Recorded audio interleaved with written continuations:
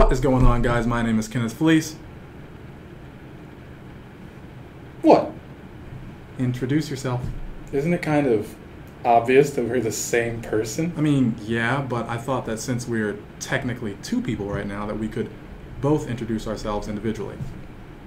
But doesn't that seem a little redundant to you? I mean, I guess, but you know what? Never mind.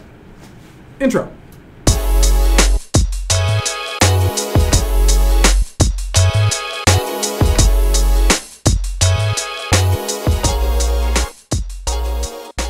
What is going on, guys? My name is Kenneth Fleece, and welcome back to yet another Snapseed tutorial. I just want to take a moment to say thank you to everybody who's showing love on the 8 tips to start killing it in mobile photography video. That video is at almost 6,000 views and it's been like a month. That's crazy. I'm not even sure I can begin to tell you guys how much I appreciate you watching, liking, and commenting on my video. It really motivates me to make the next one, so I appreciate you. As you saw from the title, today's video is all about how to clone yourself in Snapseed. What we're going to do is we're going to take several photos and stitch them together using Snapseed's double exposure mode. All you're going to need for this one is a camera and a tripod. If you're really into mobile photography like a lot of the people on this channel are, you probably want to invest in one of these guys. And all it is a mount for a phone that extends, has a little tripod mount, and it's ridiculous. I mean, it's so useful. You can use it to run and gun or just to hold. I mean, it's the selfie stick. But on this channel, we use it for more sophisticated things, so we won't call it that. But it's a selfie stick. As most of you are into mobile photography, let me know in the comments if you'd be interested in a giveaway. I wouldn't mind giving away like 10 or 20 of these things on the channel, so if we get enough comments about it, it'll happen. But anyway, so now go ahead and take your mount and place it on the tripod. If your camera moves at all, the entire effect is ruined. So make sure that it's staying in the same spot and you have a couple of moments to really just focus on taking those pictures. Once you have everything ready, go ahead and line up your shot. Now you have to take a photo for every clone that you want in the picture. I have 3 clones, so I have to take 3 pictures. Set your phone or DSLR to a 10-second timer, and that should give you adequate time to run and get into place. And then just wait there until the photo is taken. It helps to have a general sense of timing for this, or you'll just be stuck there waiting, you know, because you don't realize that it's been freaking 10 seconds. But you set up, you take your photo, and repeat for as many clones as you want in your photo.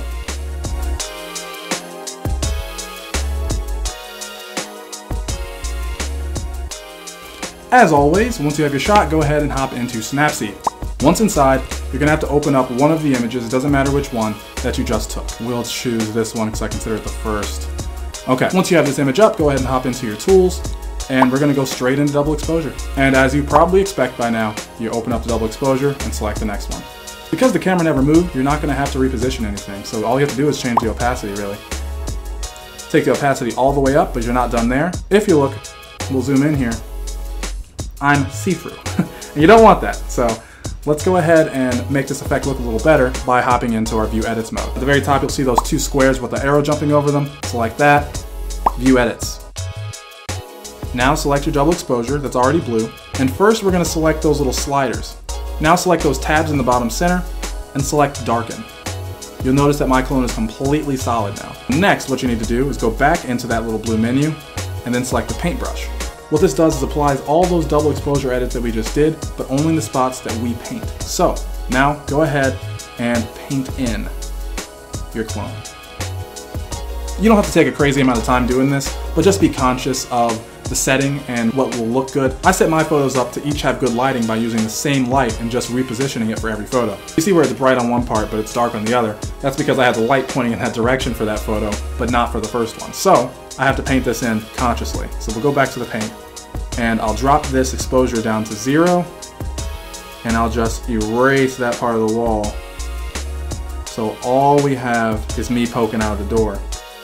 Just make sure you pay attention to where your clones are gonna be, because if you don't, then you're gonna end up blocking clones out, and it just won't look good. It won't look authentic. That should do it. It looks a little messy right about there. I just erased myself, so give me a moment. All right, that looks pretty good. So now, you guessed it, we're gonna do the exact same thing again for the last clone. Go back to your double exposure, find the photo of the last clone that you wanna use, opacity up, and hop back in. We're gonna darken it. Now it's time to paint just that portion in. All right, and boom. That's looking pretty good. I wanna get my shadow from the third image in there too, just to kind of sell the effect a little bit more. But aside from that, let's what that looks like. That's a clone photo.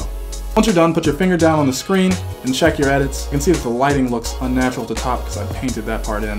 So I'm gonna go fix that. There we go. And that's it. That looks pretty good. So once you have your photo the way you want, go ahead and export again. But that is all there is to cloning yourself in Snapseed. Now keep in mind, this method can be used for more than just cloning yourself. You can use this on objects. So if you only have one DSLR, guess what? Boom, you have two DSLRs. Only have one smartphone? Boom, you have two smartphones. Only have $1? Guess what? Well, you still only have $1. But the point is, you can use this to take great photos and tell amazing stories, and that, honestly, is what photography is all about. So I really appreciate you for watching this video. As always, make good use of that like button, and please subscribe. I'll talk to you in the next one. I mean, yeah, but I thought that since we're technically two people right now, that we could both introduce ourselves. Oh my gosh. In the middle of a shot.